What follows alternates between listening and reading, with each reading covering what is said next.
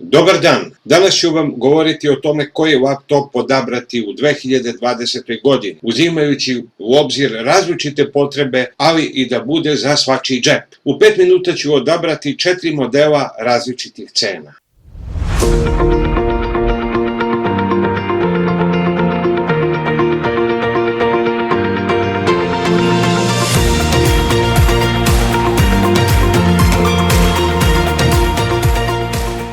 Prva grupa uređaja su uređaji do 30.000 dinara i ovdje preporučujem laptop Lenovo IdeaPad S145/15 IGM.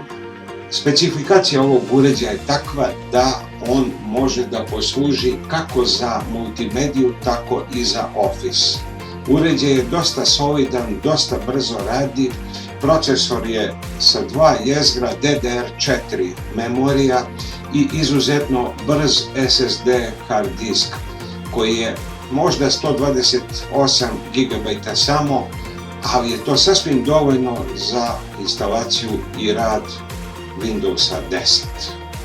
Ekran je standardni od 15,6 inča i u specifikaciji možete vidjeti sve ostale parametre.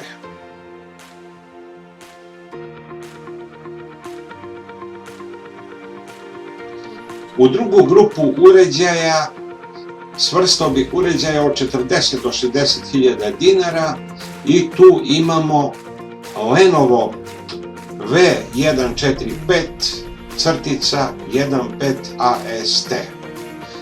Specifikacija ovog uređaja je takva da on omogućava rad u multimediji kao i u Office aplikacijama.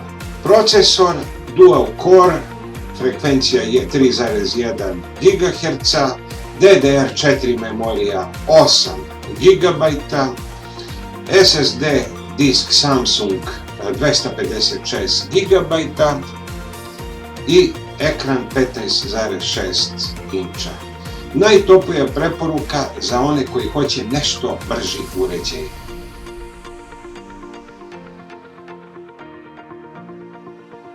U treću kategoriju uređaja svrstao bih Asus ROG Strix G531GT-AL106. Ovaj laptop je veoma solidan laptop za igrice, ali i za sve ostalo što radite da vam bude veoma brz.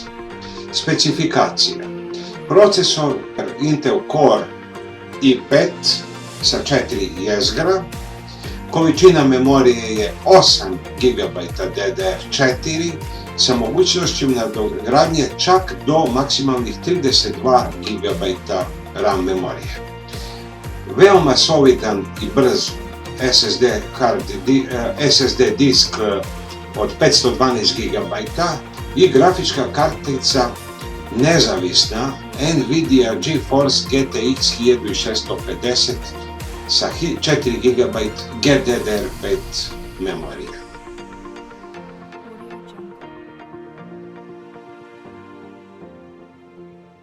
Četvrta kategorija laptopova, uređaji od preko 150.000 dinara za dublji džep i uživanje u igricama. Ovdje ću navesti uređaj Lenovo 81S005EYA koji je prevashodno namenjen igricama, čak i onim najzahtevnijim, kao i radu u 3D aplikacijama poput AutoCAD-a ili u sve zahtevnijem grafičkom dizajnu, a i sve ostalo je samo bonus u radu multimedije ili Office-a. Jeste da košta, a mnogo i nudi. Veoma brz uređaj koji u par sekundi podiže Windows. Tu ću navesti 16 GB RAM memorije, DDR4, veoma dobar Intel procesor i SSD disk od 1 TB.